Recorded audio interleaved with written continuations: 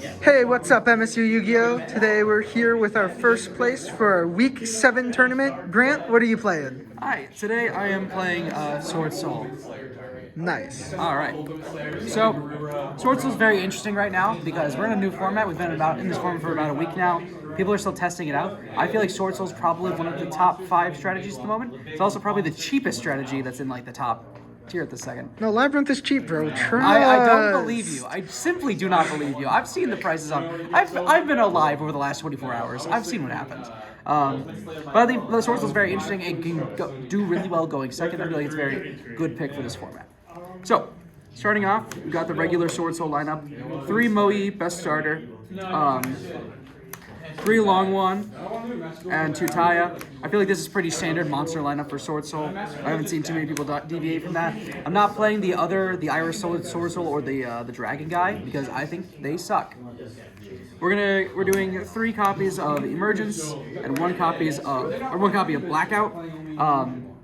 You only need to see one of this. If you resolve it once, you're probably winning. And then for Emergence, just a Rhoda, just really nice.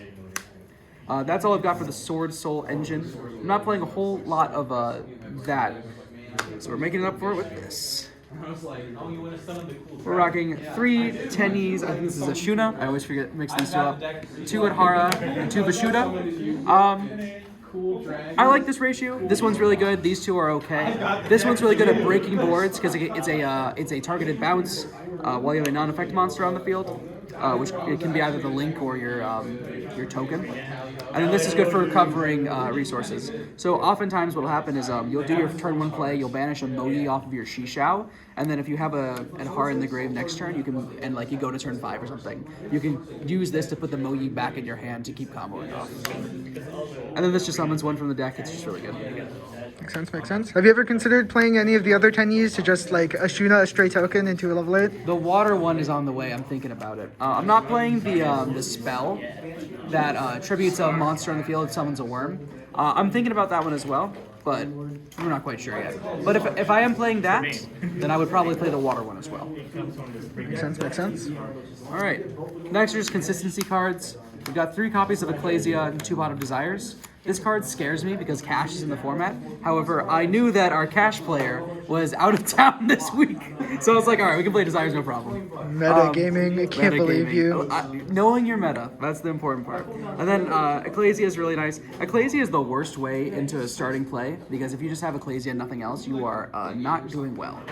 There were multiple, I think 2 out of the 7 individual games I played, 3 matches, 7 games. I think for 2 of them I had Ecclesia and nothing else in my hand. So. For hand traps and board breakers, we are running 3 Ash Blossom because Branded is in the format, 3 Nibiru because kinda everything loses to Nibiru right now for some reason, and then we've got 3 Imperm because Imperm's just really good. I like these for hand traps. This deck kinda blinds seconds just a little bit. You'd prefer to go first, but you don't mind going second at all. So only having 3 hand traps and then a couple other board breakers is really nice. In terms of board breakers, we're playing this for Kashtira because that deck scares me deeply, deeply. We're also playing Evenly Matched Main. I don't know how I feel about Evenly Matched Main. There were a couple times where I could have gone for Evenly Matched play, but the better one was to just go Swordsoul 10Es, break the board, kill. It's a little weird.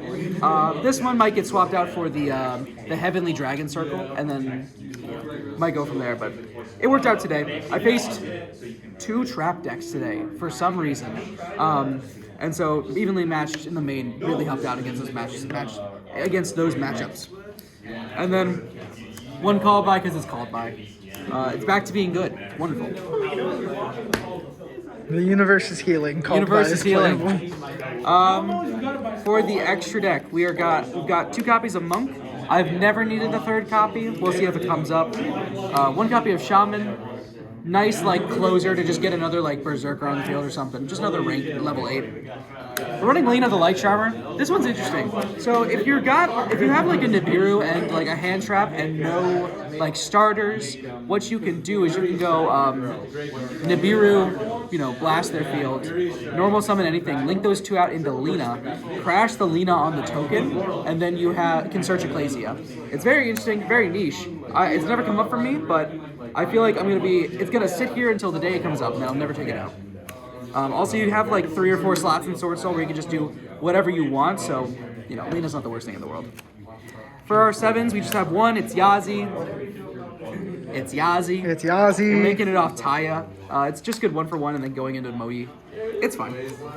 For our 8s, we got a bunch. We got 2 Shishao. I haven't needed the 30 one yet, but I'm thinking about it. 1 Berserker, so that it's like just diversifies the number of 8s you can put on the field. Plus the banish is really nice. 1 Baxia. This is amazing. Once it comes in the mail, this is going to 2. It is just wonderful. 1 Dragite. I know there's a lot of spell trap decks, or a lot of trap decks at my locals, and I don't want to be caught off guard with one of them. This one could come out for like the Ice Jade card, or for another 8, or Crimson Blader, but I like the Ice Jade. I didn't summon it once today, even against those trap decks, but in theory, it's really good. It's comforting. Before I show you the next one, I need you to promise not to laugh at me. We're running that. Okay. There's a reason. So, we have a lot. We had iFace today, Eldritch, and Labyrinth. There was also an Exo player here today, and then there was a. I know there's a guy who sometimes plays Sharks. And I cannot play around Tikaboo or Gozen. Tikaboo, there's no hope for. I'm just going to lose to Tikaboo. Gozen, I can out with this card. Because you can summon it and then banish itself and the Gozen match. And you can do it off of Moe, because the token, it, and this are all waters.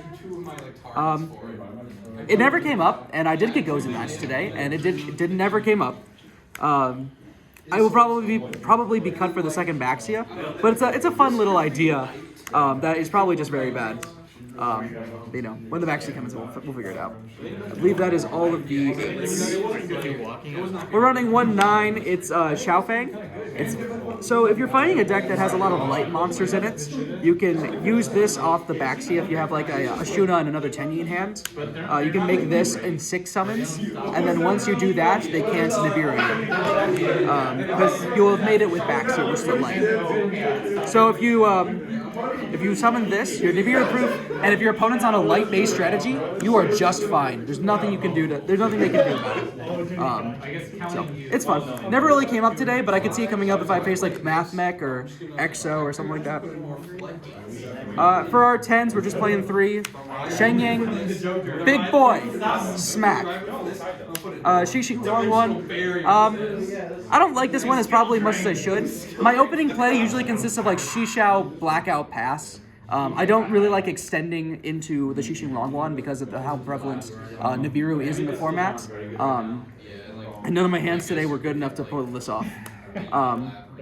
It's pretty good. It does well against Adventure in particular, which I know we have a couple people who play that, but it never came up today.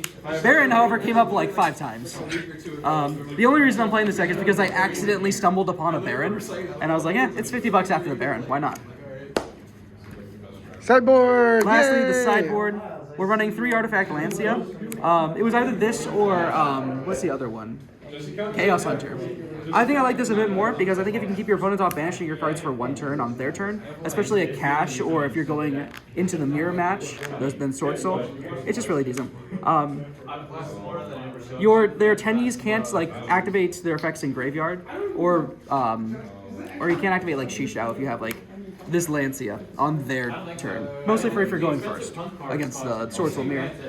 I did fight the Swordsoul Mirror, did side these in, didn't see him. You're just too good at Yu-Gi-Oh! Just too good.